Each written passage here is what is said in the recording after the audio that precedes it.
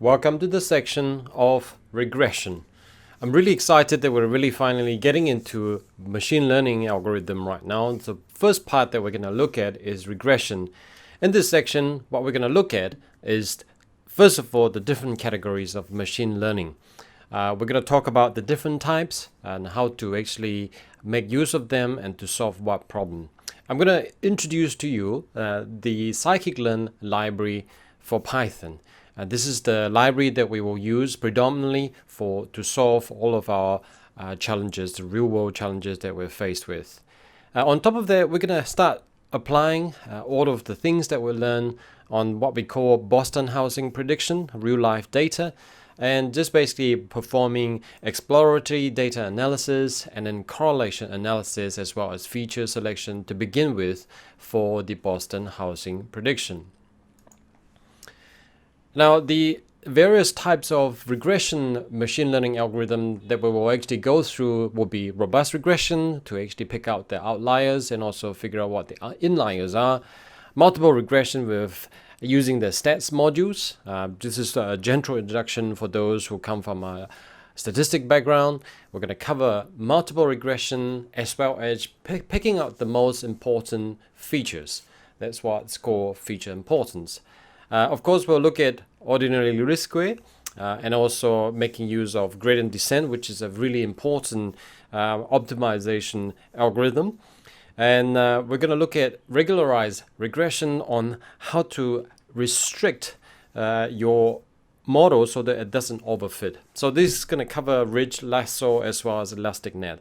But the important part that I want you to know is that while these principle is predominantly applied to regression, it actually will come back again and again when we actually start to talk about other machine learning algorithm as well. The same so-called principle and concepts apply across all of the different machine learning algorithms, including classification as well. And we start to slowly move into polynomial regression, which start to fit models that are not linear, and we're going to evaluate our performance or the performance of our algorithm as well, because that's really the key part. That is that we want to know how it will perform when it's dealing with data that has not seen before. Typically, you have training data for you to actually train your machine learning algorithm, but the important part is how does it perform when it's out of sample. I'm really excited about this part. I'm going to give you some gentle introduction or brief introduction on decision tree, random forest, some of the more state-of-the-art machine learning algorithms such as AdaBoost. These help you to deal with nonlinear regression, nonlinear relationship, in contrast to all the other regression models that we looked at. And finally, we will also look at extracting the important features from using either random forest or AdaBoost for that purpose.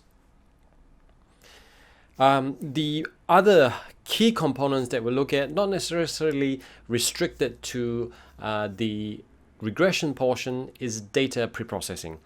By and large, for most machine learning algorithms, you do need to pre-process your data. It actually makes the assumptions that either your data is between -1 to 1 or 0 to 1.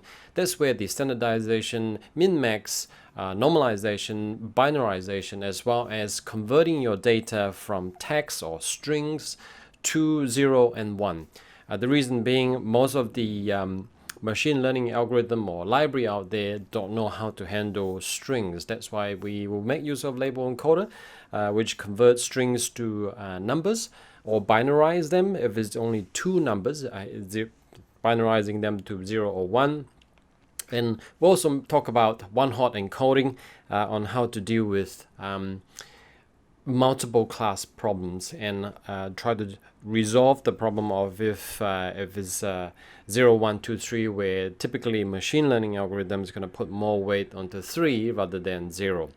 That's where we make use of one-hot encoding for that purpose. We'll talk about some of the challenges you will face, what's called variance and bias trade-off. Variance meaning there's a lot of deviation or a lot of variability to your data or your machine learning or your machine learning algorithm's prediction. Bias means that is almost constantly wrong. Well, a high bias model is obviously not good because it's never get it right. High variance means that you can't trust it because it constantly gives you signals that sometimes it's good, sometimes it's no good. So that's really, you can't get any confidence out of the prediction that comes out of it. This is the part that we're going to talk about validation curve and learning curve and how to deal with it. And also finally, we will make use of cross-validations such as holdout cross-validation, K4 cross-validation, and also stratified K4 cross-validation. All of these are to help you to gain some confidence of your model on how it's likely to perform when you start looking at real-world data. Now, there's a lot of contents in this portion, and really the approach that I've taken in this portion is to build up concepts one by one, step by step. Later on, when you want to, you can actually pop back to the data preprocessing, look at the cross-validation or the variance bias trade-off. You don't necessarily need to come back to this portion just for the regression. You can also come back here for all the other components as well. So with that, that's really the end of the introduction. I can't wait to see you in the course itself. Thank you for watching.